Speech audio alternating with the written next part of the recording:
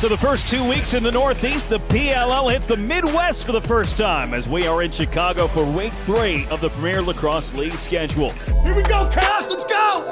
Dished in tight up behind the back goal. It doesn't get much slicker than that. And it's Salcido who can fling it, and he scores from 2. Quick dish to Berna behind the back feed for Fields, and he scores. For Carl.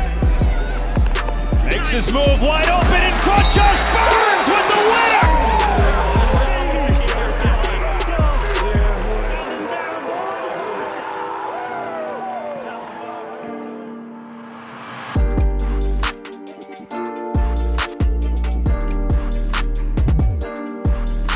Excited, trying to get it back in the win column, another one. Oh, baby, fired up. Let's chop down some woods. PLL stopping in Chicago is just a great opportunity to continue to grow the game. I went to high school nearby here at Culver, Indiana, so it's great to get back to the Midwest for the first time. And people don't realize how passionate lacrosse is here, and you can hear it today in the stands. I have a lot of friends that actually coach out here in Chicago, so I've heard so much about the passion that Chicago fans have for lacrosse, so I'm excited to be out here playing in front of these fans and to bring the PLL to this town. I spent 2 years at Marquette University coaching, just right up the road in Milwaukee. The Midwest is exploding when it comes to lacrosse, so being able to get the best players in the world out here in Chicago playing is great for not only the growth of the game, but Midwest lacrosse. Chicago is our first stop thus far that's non-East Coast, and I think it speaks to the game's growth all over the country. A lot of these young kids have seen pros, but just on social media. So to see a game and see, as a result, how the game can be played at the highest level is exciting.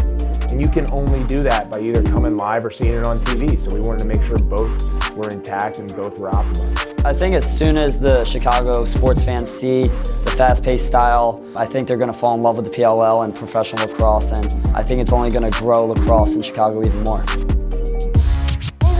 1, 2, 3. Forward. You showed up the entire time, whether it's good or bad. Numbers. Behind the back flip for Brent Adams, a crow hop and a laser. We're at week 3 now, and I think collectively everyone's settling in.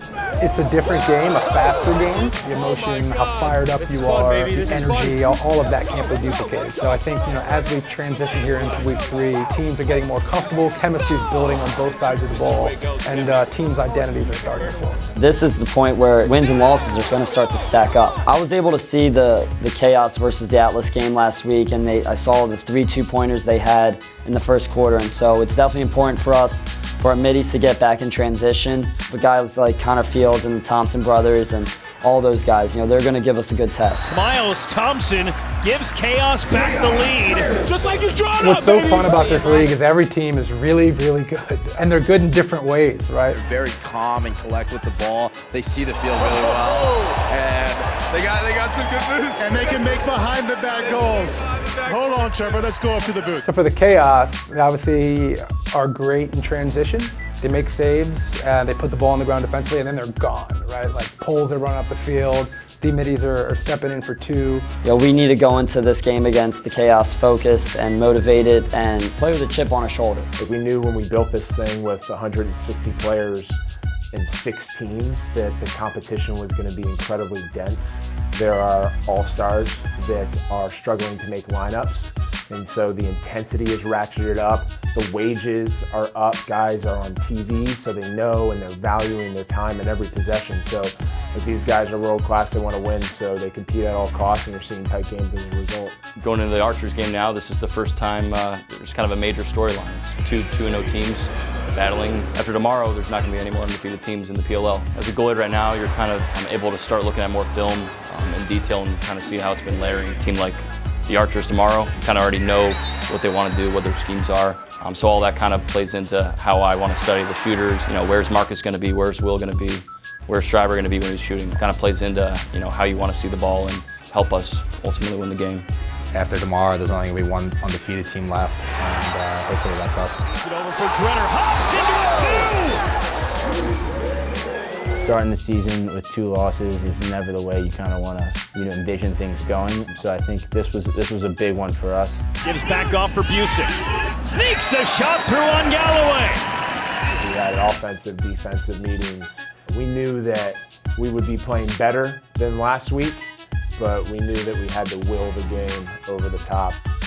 Gutterding finds an open spot from a tough angle. Plays out for Busick. His pass in tight. McCardle with the finish. On the short stick. Shoots, scores!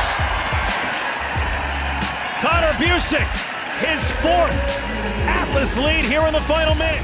I think it showed today in parts of the game we looked really good, especially on the offensive side and moving and playing with each other. So it was fun to see. Hidden ball trick behind the cage. It fools our camera guy. This is what it's about. This is who you play for, right? Keep it simple. Outside, it gets complicated. In here, it's real simple. Play for each other, play hard, right? 48 minutes of playing lacrosse together, and we end up where we want to end up.